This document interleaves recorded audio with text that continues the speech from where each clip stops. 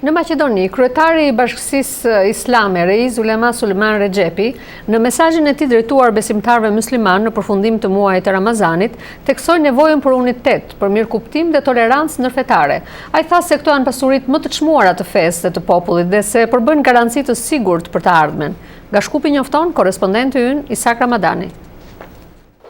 Kryetari i Bashkisë Islame në Maqedoni, Sulejman Rexhepi, në përfundim të muajit të Ramazanit, dha një mesazh urimi për besimtarët musliman me lutjet për mirëqenie dhe begati.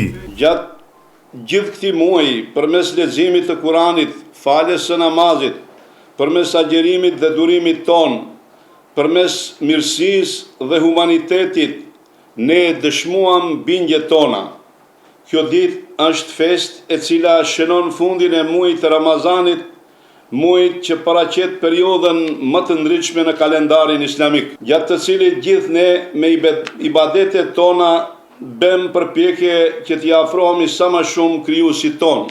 Zoti Rexhepi tha se nesër në ditën e Bajramit shprehet nderimi për të gjithë ata që me agjerim kanë kaluar një muaj në shenjën e adhurimit të Zotit, në shenjën e mirësisë, përuljes dhe sakrificës. Të nderuar besimtar, uniteti mes nesh, mirëkuptimi dhe toleranca ndërfetare me të tjerët janë pasuritë më të çmuara të fesë dhe popullit ton. Si të tilla, ato përbëjnë një garanci të sigurt për të ardhmen tonë dhe brezave që të vinë pas nesh.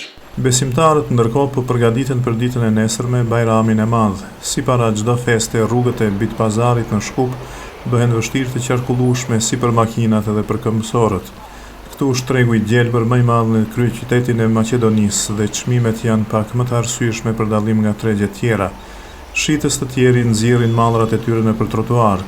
Mishi, ëmbëlsirat dhe pijet e frutave dhe të gazuara janë artikujt më të kërkuar. Për zërin e Amerikës,